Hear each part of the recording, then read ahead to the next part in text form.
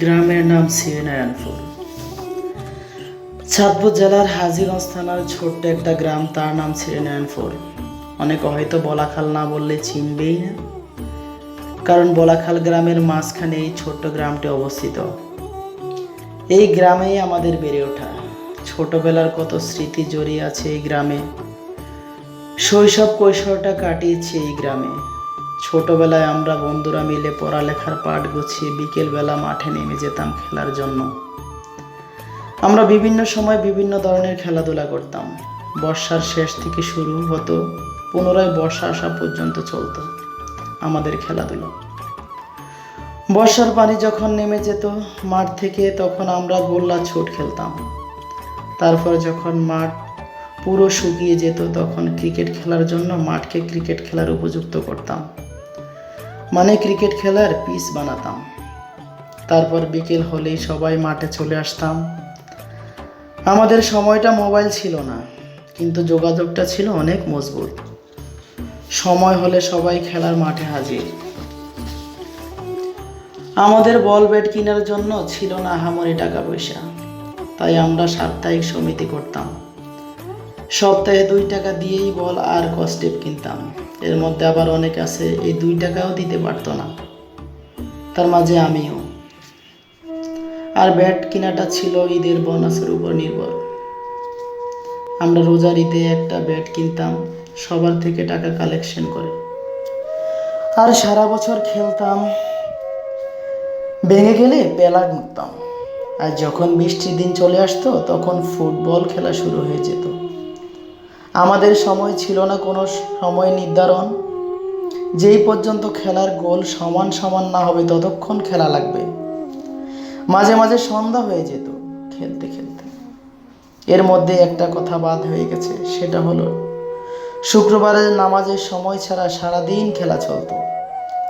আর আমরা বৃষ্টি হলেই ফুটবল নিয়ে মাঠে চলে যেতাম। বাবা মায়ের কত শাসন ছিল। খেলার মাঝখান থেকে কত দৌড়ে পালিয়েছে বন্ধুরা, আমিও পালিয়েছি কত। তারপরও খেলতাম। আমাদের সময় সবার ঘরে কারেন্ট ছিল না, আবার সবার ঘরে টিভিও ছিল না। যে ঘরে টিভি ছিল তাদের ঘরটা থাকতো সব সময় জমজমাট। আমরা বিটিভিতে ছবি দেখতাম শুক্রবার হলে। এত অ্যাড দিত, মাঝে মাঝে 2.5 ঘন্টার ছবি রাত 8টায় গিয়ে শেষ হতো। আমাদের সময় যখন ক্রিকেট খেলা দেখাতো টিভিতে, তখন বাংলাদেশ জিতবে সেটা দেখার জন্য বসে থাকতাম না। আমরা বসে থাকতাম মোহাম্মদ রফিকের 6 মারা দেখার জন্য। তখন বিটিভিতে জনপ্রিয় সিরিয়াল ছিল আলিফ লায়লা, সিনবাদ, রবিনহুড, মুগলি। আলিফ লায়লার সোফান ইসবার কাহিনী দেখে তো রাতে বাইরে বের হতেই ভয় পাইতাম। আর তখন রাত্রে অনেক বেশি কারেন্ট চলে যেত। তবে রাতের সময়টা ছিল বেশি জমজমাট। আমাদের বাড়ির দক্ষিণ পাশের রাস্তার সব সময় বাতাস থাকতো। তার একমাত্র কারণ হচ্ছে রাস্তার দক্ষিণ পাশে আছে অনেক বড় বিল, তারপরে ডাকাতিয়া নদী। এই জন্যই বেশি বাতাস থাকে। রাতে বেশি আসতো বাঁশির সুর, খালি গলায় আঞ্চলিক গান। কতই না সুন্দর ছিল সে সময়, আর ফিরে আসবে না সেই সোনালি দিনগুলো। আজ বাবা মাও বেছে নেই, যারা সেই আনন্দগুলো মানুষদের উপহার দিত বিনে পয়সায়। সেই মানুষগুলো বেশিরভাগই বেছে নেই।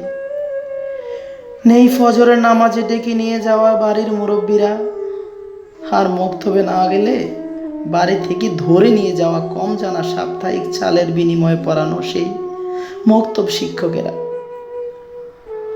হয়তো মক্তব শিক্ষকগুলো বেশি শিক্ষিত ছিল না, কিন্তু তাহারা ছিলেন গ্রামের ছেলে মেয়েদের আরবি পড়ানো এবং নামাজ শেখানোর মূল কারিগর। এখন আর সেই সময়টা ফিরে আসবে না। এখন শুধু সময়টা নিয়ে আফসোস করি। সেই সময়ের মানুষগুলোর জন্য দোয়া করি এবং নিজের বাবা মায়ের জন্য দোয়া করি। আল্লাহ তাদের সবাইকে জান্নাতের উচ্চ মাকাম দান করুন, আমিন। একটা কবিতার ছোট্ট একটু লাইন মনে পড়ে গেল। পুরনো সেই দিনের কথা বলবি কি রে হায়, ওই সেই চোখে দেখা পানের কথা, সে কি বলা যায়?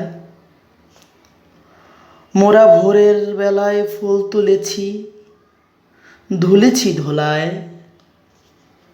বাজিয়ে বাঁশি গান গেয়েছি বকুলের তলায়।